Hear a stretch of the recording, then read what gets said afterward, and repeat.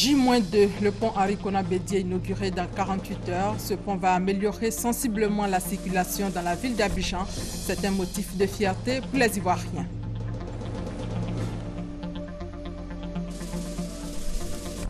Utilisation des TIC dans le secteur de la santé, un projet de télécardiologie mis en place pour améliorer le diagnostic des pathologies cardiovasculaires.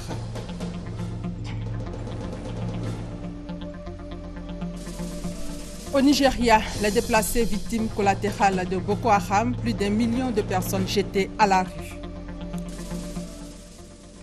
Bienvenue à tous. C'est une volonté du chef de l'État de mettre en place un service civique national au profit des jeunes. Le programme national de volontariat en est une manifestation. Le programme national de volontariat, qu'est-ce que c'est donc? En quoi ce programme peut-il favoriser la relance de l'économie ivoirienne?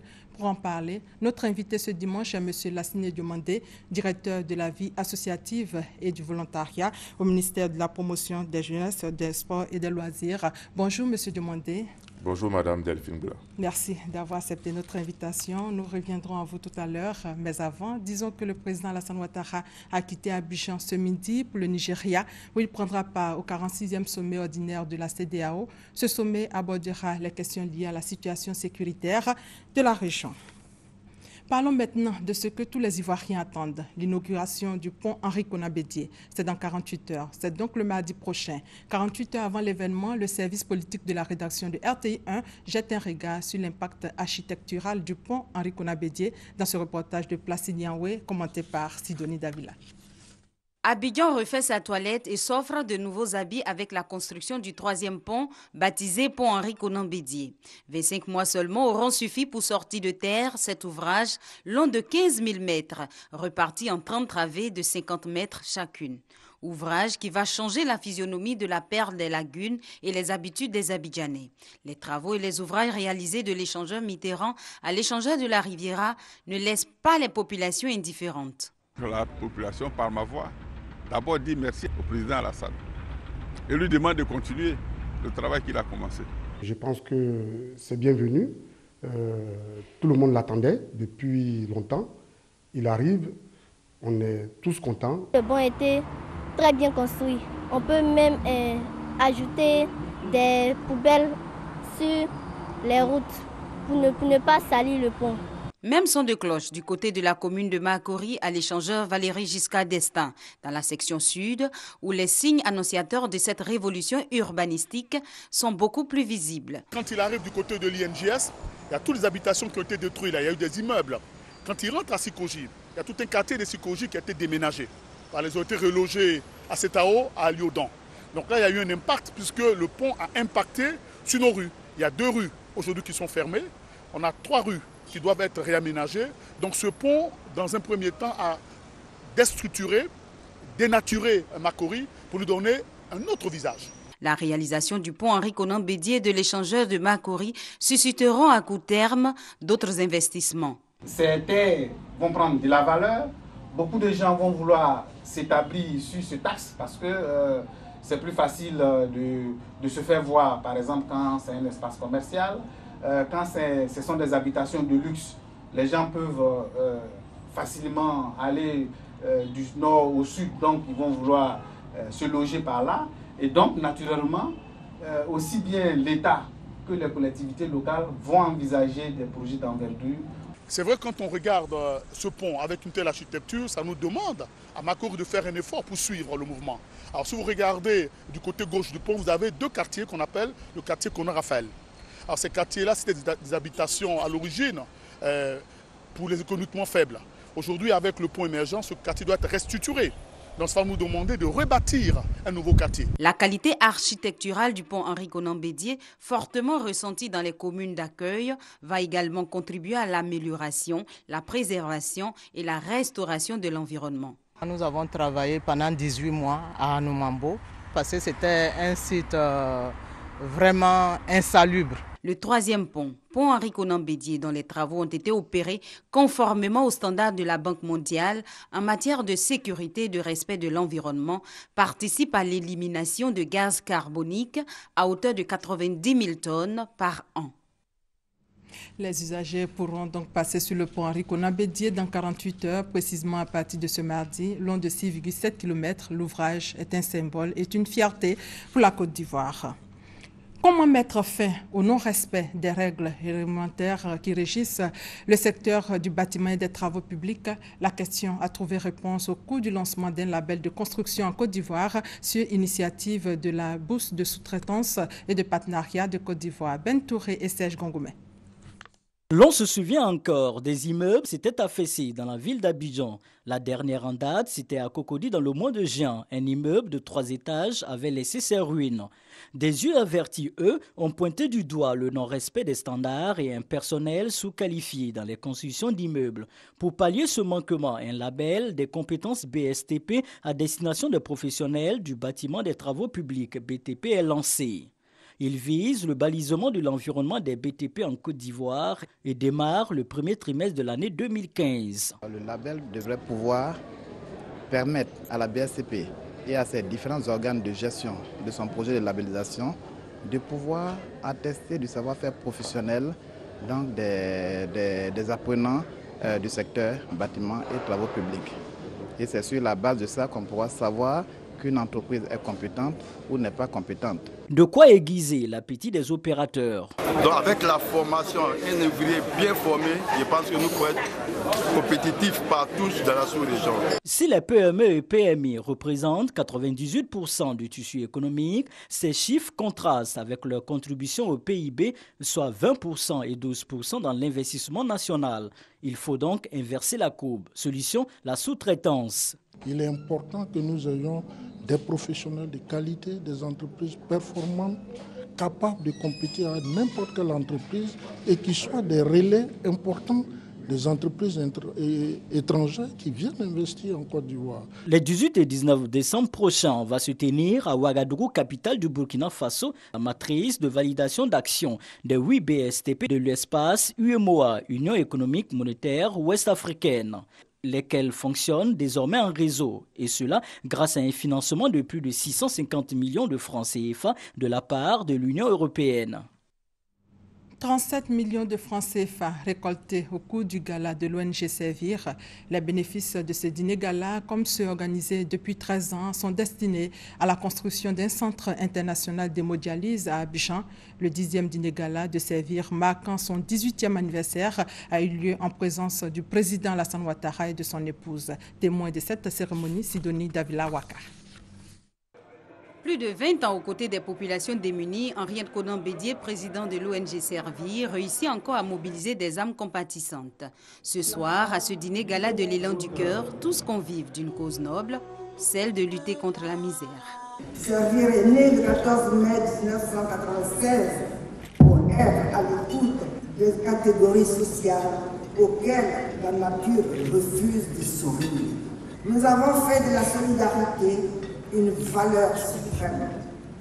C'est pourquoi nous savons contribuer à entretenir la flamme allumée du progrès partagé pour éloigner la misère et le désespoir des personnes vulnérables. Pour soutenir cette action à laquelle il reste sensible, le président de la République, Alassane Ouattara, avec sa délégation, a tenu à marquer de sa présence ce 10e gala.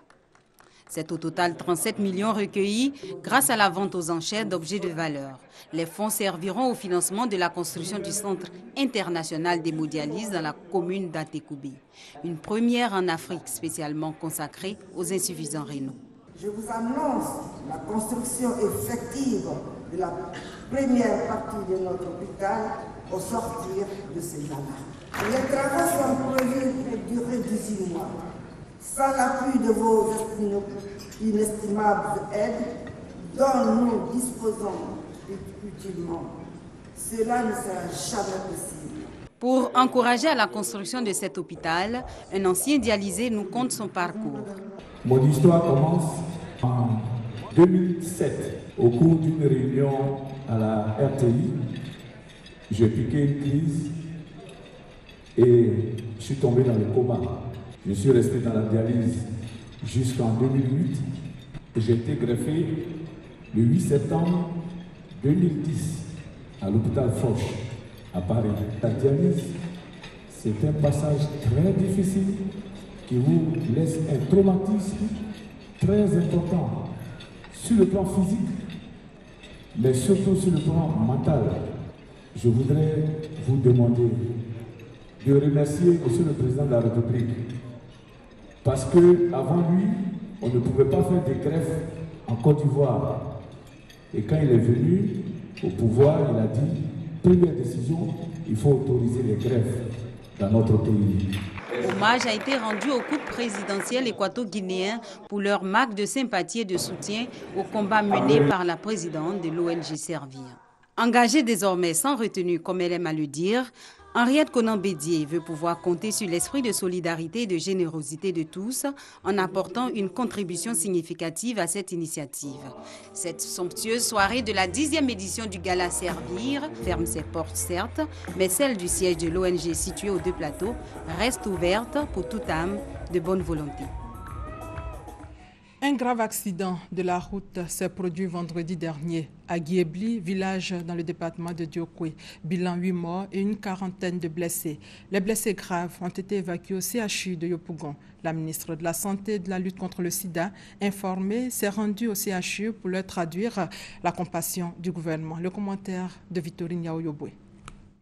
8 morts et une quarantaine de blessés, c'est le bilan de l'accident qui s'est produit ce vendredi à Guiébli, un village dans le département de Diokwe.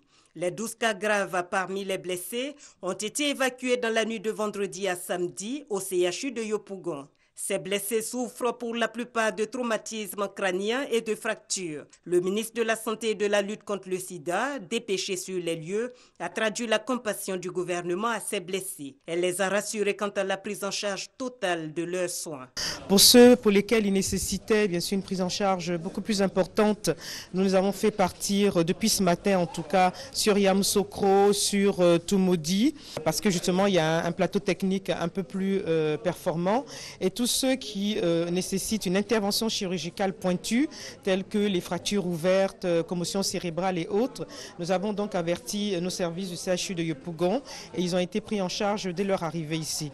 Alors c'est très difficile parce que nous ne sommes pas encore, comme je dis, entrés dans les festivités de fin d'année, mais déjà depuis 2 semaines, nous constatons qu'il y a énormément d'accidents de la voie publique. Selon les témoignages, un camion de 35 tonnes aurait fait une sortie de route pour se retrouver sur la place du marché de Guiébli, endeuillant ainsi plusieurs familles. Et c'est justement pour réduire le taux d'accidents sur nos routes à la veille de ces fêtes de fin d'année que le ministère des Transports lance la campagne de sensibilisation sur la sécurité routière. Objectif de cette campagne, 0 cas d'accidents sur les routes. Mamadou Kwasi. En Côte d'Ivoire, 6 000 accidents de la route sont enregistrés par an, avec 600 personnes tuées et 11 000 autres blessés, selon une étude. Les facteurs humains constituent les principales causes des accidents. En période de fête, l'on enregistre également un fort taux d'accidents sur les routes, en ville comme en campagne. D'où cette opération de sensibilisation menée par le ministre des Transports. Gaoussou Touré invite les conducteurs au respect du code de la route, à l'entretien des véhicules et à la non-consommation de l'alcool avant de prendre le volant. Les fêtes occasionnent des déplacements massifs qui peuvent souvent perturber le trafic. Donc il est important que nous soyons patients et que nous respectons les règles pour éviter des morts. Gaoussou Touré a saisi l'occasion pour présenter la nouvelle politique du gouvernement pour le développement du secteur du transport routier. 2015 sera l'occasion de la matérialisation de nos routes, le renouvellement du parc automobile, l'amélioration de nos routes, ainsi que l'automatisation de l'ensemble des opérations concernant la sécurité routière. Les automobilistes rencontrés ont salué l'initiative du gouvernement. Ils promettent la prudence au cours de cette période de fête. Je conduis prudemment, je contrôle toujours ma voiture, je prends soin de mes roues surtout pour éviter le cas d'éclatement, surcharge et tout. Donc je me comporte prudemment. Lors de cette campagne de sensibilisation, des prospectus expliquant les dispositions à prendre pour éviter les accidents et des kits d'alcotest ont été distribués. À Boaké, le service des maladies cardiovasculaires a mis en place un projet de télécardiologie.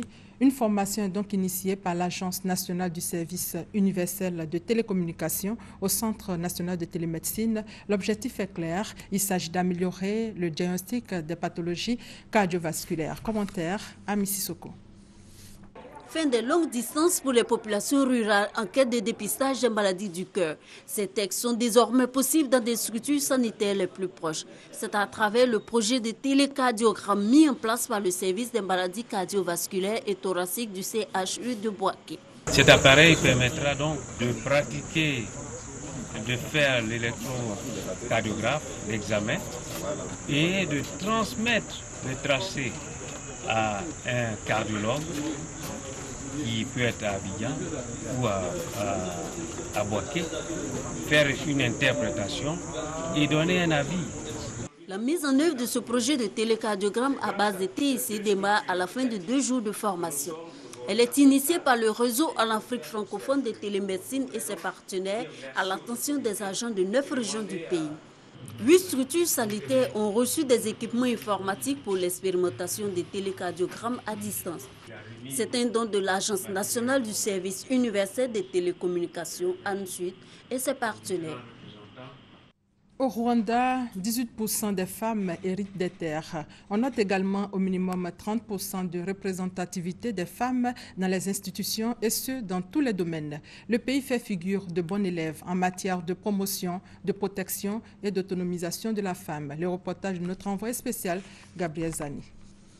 Au Rwanda, 18 femmes sur 100 ont droit d'hériter de la terre de leur mari défunt. Une avancée importante pour le pays. Mais avant le génocide, cela n'était pas possible. Aujourd'hui, la nouvelle constitution du pays le permet. La loi sur la succession donne désormais les mêmes droits aux femmes qu'aux hommes. La volonté politique, si je veux dire, parce que ça permet d'accès beaucoup de droits à des femmes. J'ai parlé des droits à l'accès de la terre, des droits à l'accès des opportunités économiques. Tout ça a été possible à cause de la volonté politique. Les femmes ont aussi droit au minimum à 30% de représentativité dans tous les secteurs d'activité selon la Constitution. Le Rwanda est le seul pays du continent à avoir voté une telle loi, un exemple qui pourrait servir la Côte d'Ivoire. Ce que je pourrais retenir, c'est la cohérence qu'il y a dans la vision des politiques. Nous avons visité plusieurs structures qui travaillent mais avec une vision unique, celle d'aboutir au développement. Et pour aboutir au développement, il y a des facteurs clés. Il faut mettre l'accent sur l'approche genre, il faut mettre l'accent sur l'éducation à la paix. Aujourd'hui, la question du genre ne se pose plus au Rwanda. Seule la compétence permet d'accéder aux postes de responsabilité. L'Observatoire du genre et le Conseil national des femmes, 2 institutions, contrôlent l'application des mesures favorables aux femmes. Et ici à Abidjan, les inspecteurs de la direction de l'aquaculture et des pêches formés aux nouvelles procédures de suivi, de contrôle et de surveillance des activités de pêche. Il s'agit de permettre à ces acteurs de la filière halieutique d'être suffisamment outillés afin de lutter efficacement contre la pêche illicite. Godefroy Okambawa et Serge Kolia pour plus de détails.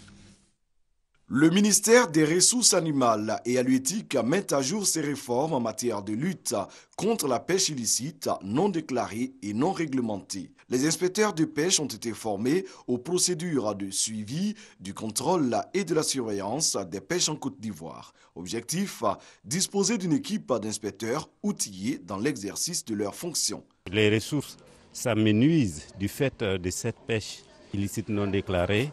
Les bateaux viennent piller nos eaux et si bien que les armateurs nationaux ont des problèmes.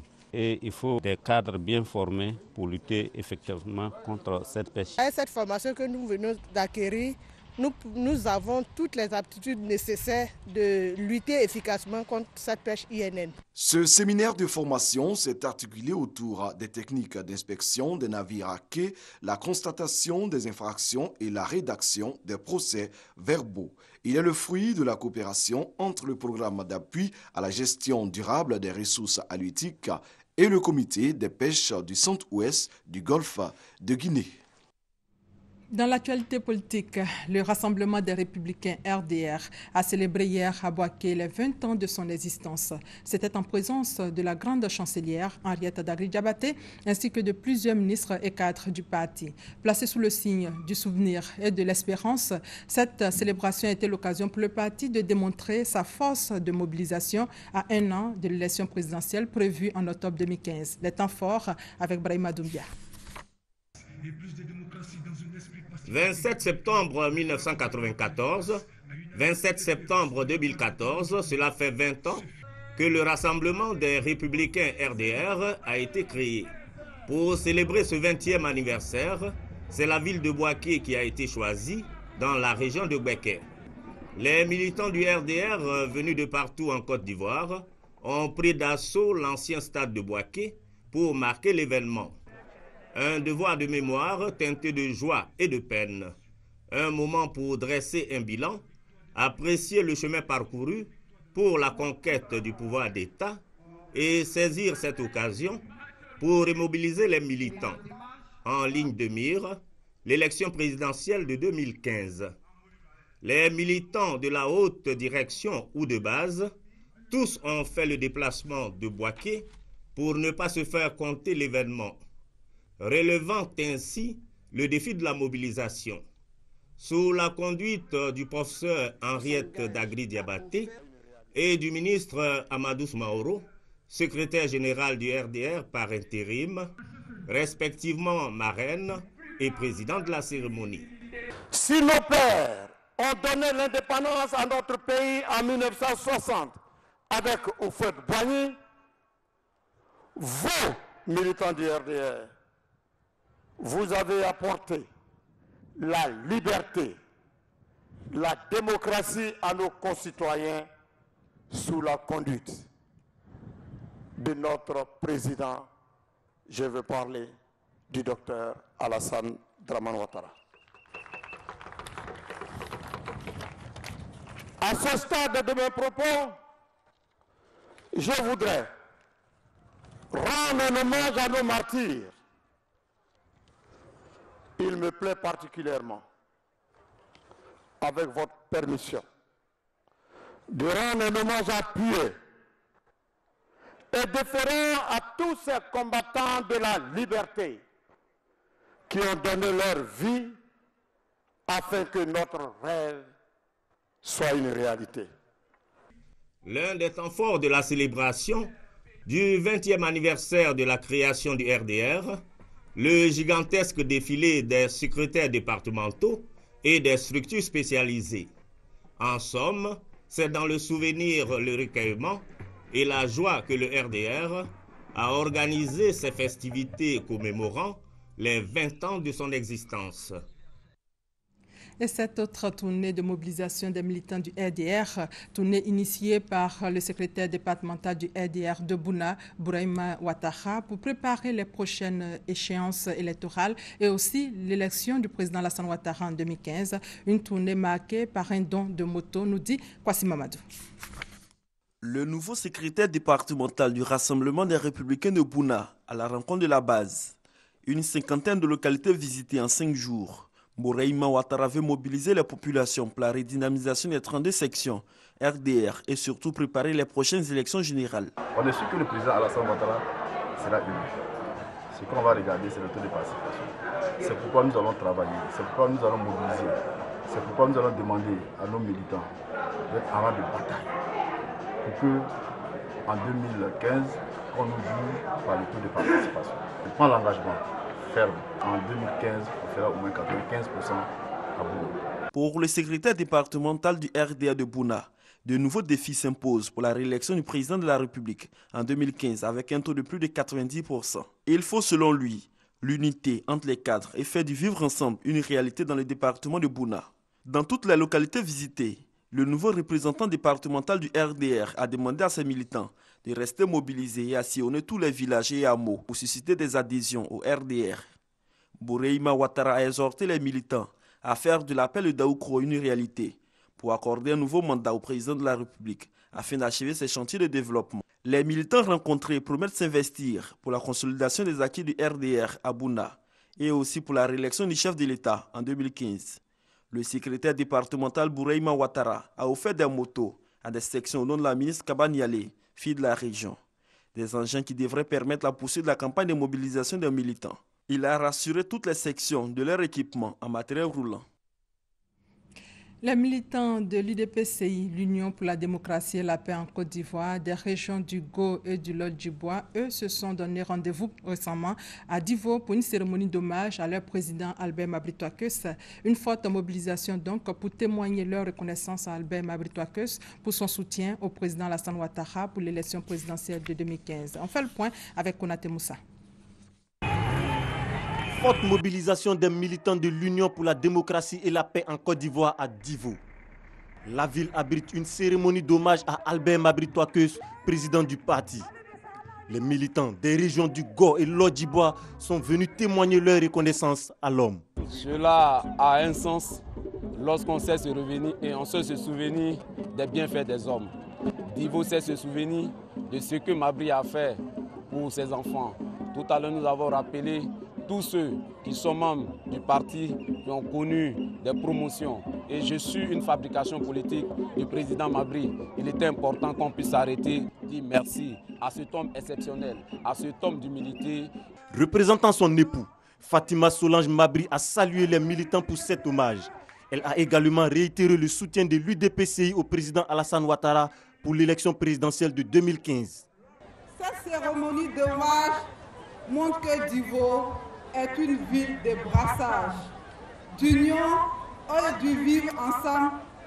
Le président Mabry, homme de conviction et d'honneur, me charge de vous dire d'être prêt et engagé pour la victoire du président Alassane Ouattara pour l'élection de 2015. L'UDPCI, le parti arc-en-ciel, dispose de 83 comités de base dans les régions du Go et Lot-du-Bois. Et pour l'occasion, le siège régional a été inauguré.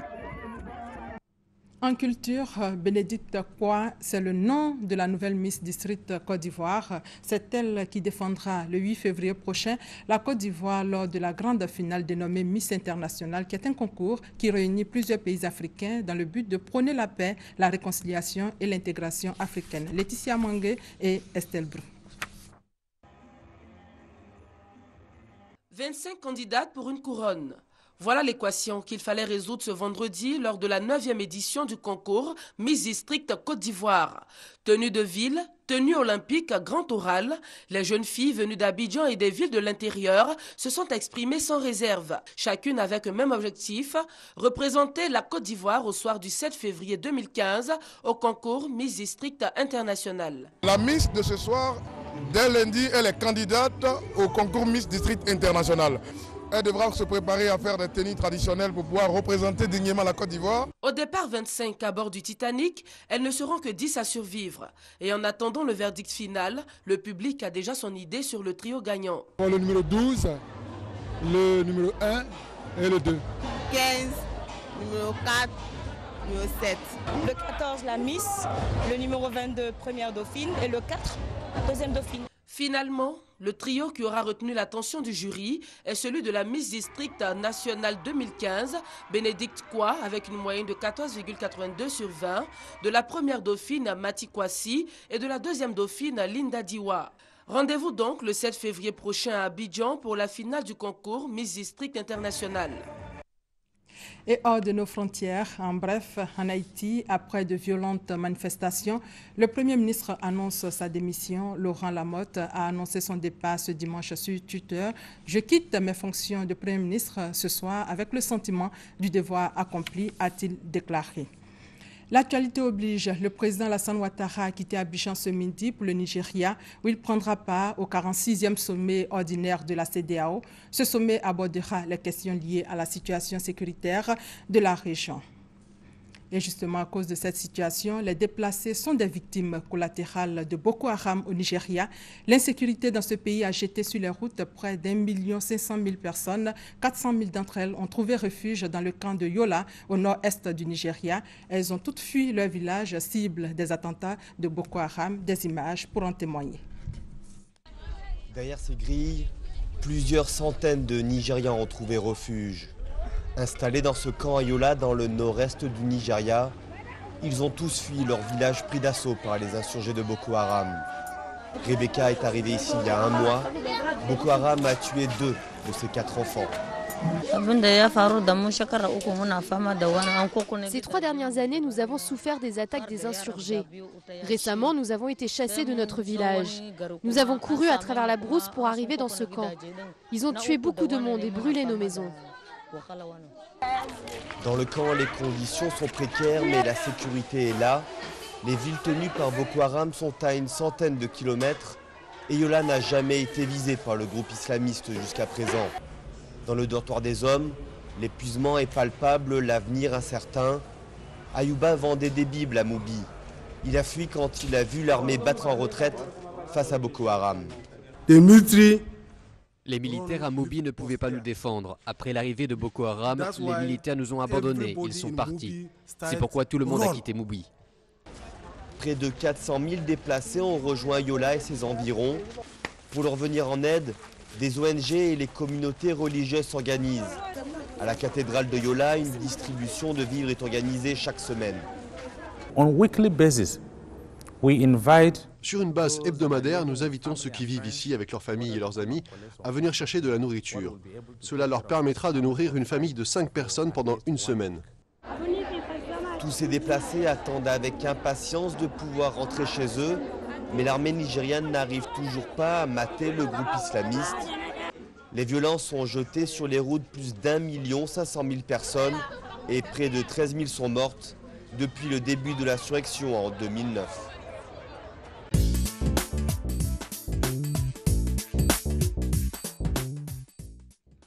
Place maintenant au magazine du dimanche et nous sommes avec le directeur de la vie associative et du volontariat au ministère de la promotion de la jeunesse et des sports et des loisirs. Merci, monsieur le directeur, d'avoir accepté notre invitation. Merci. Il arrive parfois qu'on confonde le bénévolat au volontariat. La différence se trouve à quel niveau? La différence se situe à quelques petits niveaux. Je voudrais indiquer que le volontariat et le bénévolat sont 2 notions voisines, mais qui se distinguent dans leur définition. Le volontariat est le fait de s'engager de manière désintéressée et de son plein gré dans une action ou dans une activité d'intérêt communautaire ou collectif et à temps déterminé. Alors que le bénévolat s'explique par le fait que ce n'est pas de son plein gré, c'est de son plein gré, mais on le fait tout le temps. Donc ce n'est pas assorti d'une quelconque obligation. Vous le faites parce que vous avez envie de faire.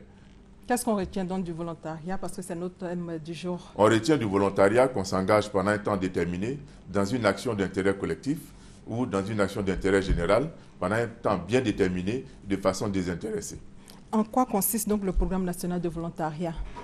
Le programme national de volontariat va consister à améliorer l'employabilité des jeunes, va consister à renforcer ou à susciter l'esprit d'entraide et de solidarité au niveau des jeunes.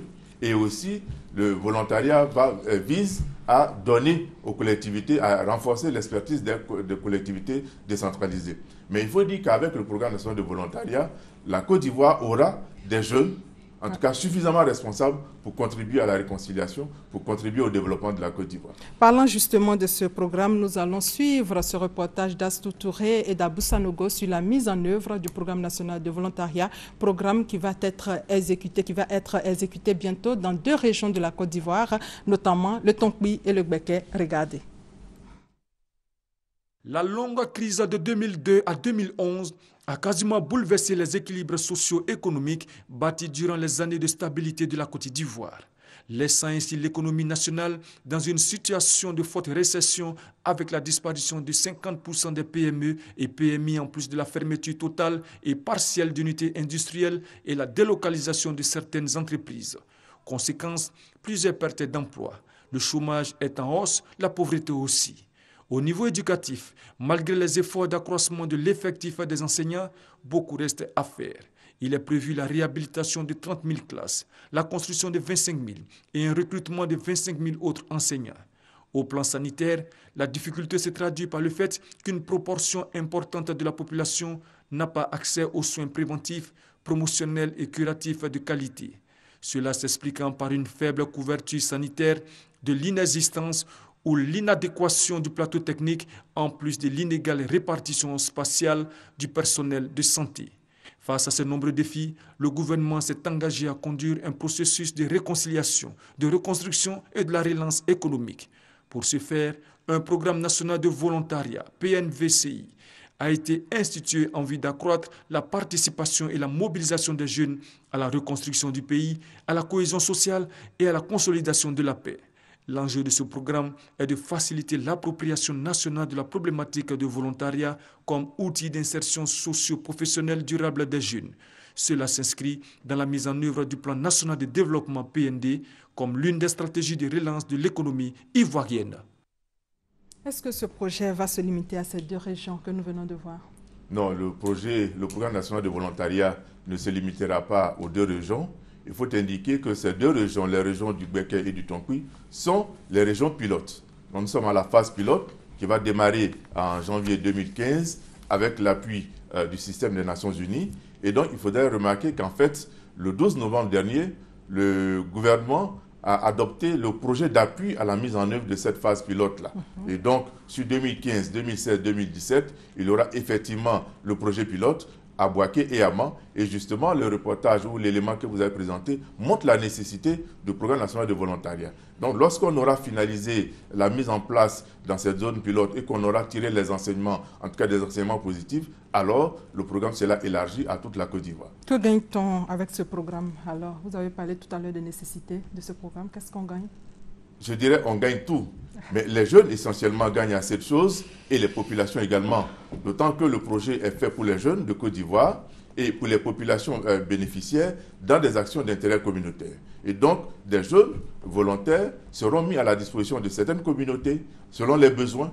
Et à partir de cet instant, chacun apportera sa contribution à la réconciliation, à la reconstruction et au développement de la Côte d'Ivoire. C'est un projet vaste. Qui sont vos partenaires? Et vous êtes financé à hauteur de combien? Oui, les partenaires sont essentiellement, en tout cas pour l'instant, le système des Nations Unies, notamment le PNUD, le programme de VNU. Et donc, le projet d'appui à la mise en œuvre a été signé, validé en accord avec le système des Nations Unies à hauteur de 1 525 183 $, ce qui fait environ 760 millions environ. Et la Côte d'Ivoire contribue à hauteur de 25%. Donc, ça fait 250 millions sur les 3 ans dans la phase pilote. Après, naturellement, la Côte d'Ivoire prendra en charge tout le processus de mise en place du programme national de volontariat qui maintenant démarre à partir de janvier 2015. Et la longue crise de 2002 à 2011 a fortement augmenté le taux de chômeurs en Côte d'Ivoire. Avez-vous un projet en termes d'emploi pour ces jeunes? Oui, le programme national de volontariat, le prenant comme ça, n'est pas automatiquement pour réduire le chômage. Mais c'est une alternative crédible au chômage. Étant entendu que les jeunes qui vont être volontaires, ces jeunes-là sont des jeunes diplômés, dont l'âge varie entre 18 et 35 ans, et donc des jeunes diplômés qui auront à l'occasion une première expérience. Et pendant un temps bien déterminé, et si tout à l'heure dans le prolongement, je dirais combien il faut pour être volontaire, comment, à quelle période, mais il faut simplement dire que tout simplement, nous pourrions dire que les jeunes, le chômage va être réduit. D'autant que le jeune diplômé qui n'a pas encore un premier emploi, avec le programme national de volontariat, aura, disons, un premier emploi, entre guillemets, et après, on va le finaliser. On va permettre aux jeunes de rentrer dans le circuit professionnel, mais à des conditions qui seront déterminées par le texte qui va régir le volontariat bientôt. Et qu'est-ce que ces jeunes volontaires feront sur le terrain concrètement? Ce que les jeunes vont faire, en fait, ces jeunes-là, c'est à la demande de la communauté qui voudra bien accueillir. On a dit Béké, on a dit Tonkoui. Je prends une structure publique, parce que je ne vais pas rentrer dans le cas des structures privées pour ne pas faire de publicité, mais disons qu'à l'hôpital général, par exemple, de Boaké, si on a besoin d'aides-soignants, on va prendre dans le profil des jeunes de 18 à 35 ans. Ceux-là seront déjà au CHR de Boaké, vont demander à travailler, on va leur apprendre ce qu'il faut faire et ils seront pendant un temps bien déterminé. Le temps, c'est au moins 6 mois, au maximum 24 mois. Ça veut dire quoi? Que si vous voulez être volontaire, en répondant au profil, vous aurez au moins 6 mois à faire, au maximum 24 mois à faire. J'ai indiqué tout à l'heure dans la définition que ça va être un temps déterminé, donc on n'est pas volontaire à vie. Par rapport justement à leur rémunération, est-ce que le SMIC sera respecté? Ah oui, tout à fait. Le gouvernement a indiqué que le SMIC en Côte d'Ivoire est de 60 000 francs. Et donc, au niveau du programme national de volontariat, on appelle ça l'indemnité de subsistance du volontaire. Ce n'est pas un salaire, mais c'est pour l'aider. L'aider à se loger. Quand le jeune d'Abidjan ira à Bouaké ou à Mans, il faut qu'il trouve à se loger quelque part. Et donc, il aura une indemnité de subsistance pour du volontaire, c'est au moins le SMIC. Mais je pense que le gouvernement, certainement, va essayer de relever cela, mais c'est le gouvernement qui avisera. En tout état de cause, l'indemnité ne peut pas être en deçà de 60 000 francs, donc en deçà du SMIC. Ils seront au nombre de combien ces volontaires qui seront retenus? Donc pour l'instant, on ne va pas sur un nombre déterminé de volontaires. On veut justement que tous les jeunes de Côte d'Ivoire, répondant aux critères 18-35 ans et d'autres éléments qui seront édictés dans le texte qui va régir le volontariat en Côte d'Ivoire, il serait intéressant que ces jeunes-là, c'est tous les jeunes de Côte d'Ivoire. Donc ne partons pas sur la base de 20 jeunes, de 10 000 jeunes, de 100 000 jeunes. C'est tous les jeunes de Côte d'Ivoire répondant au profil qui sera édicté sur un site au moment du recrutement. Vous avez dit tout à l'heure des jeunes de 18 à 35 ans. Pourquoi ce choix? Pourquoi se focaliser seulement sur cet aspect?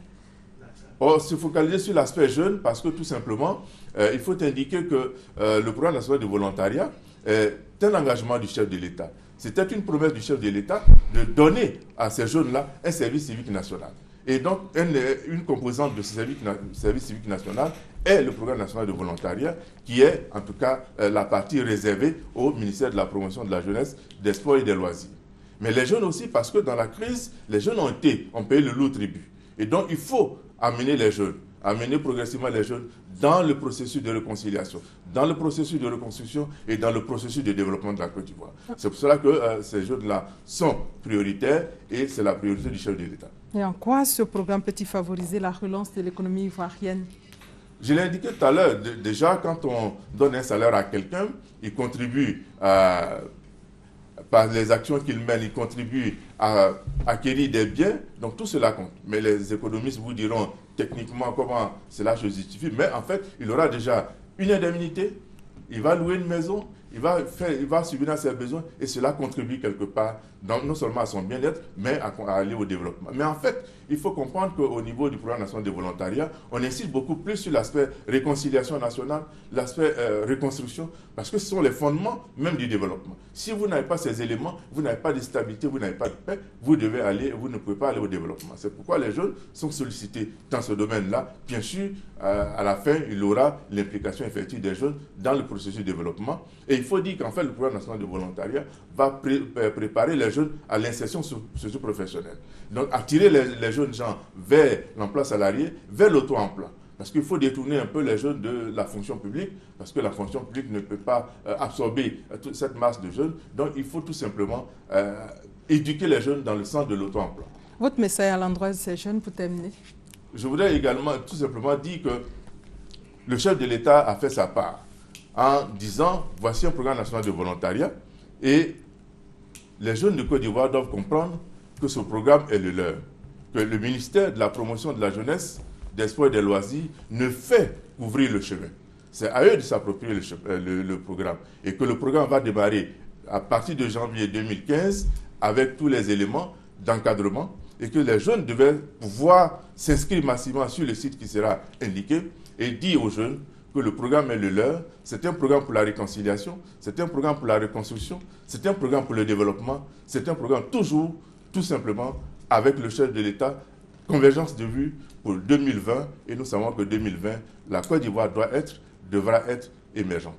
Merci, M. Diomandé, d'être venu sur notre plateau. Je rappelle que vous êtes le directeur de la vie associative et du volontariat au ministère de la promotion de la jeunesse, des sports et des loisirs. Et avec vous, nous avions parlé de la mise en œuvre du programme national de volontariat.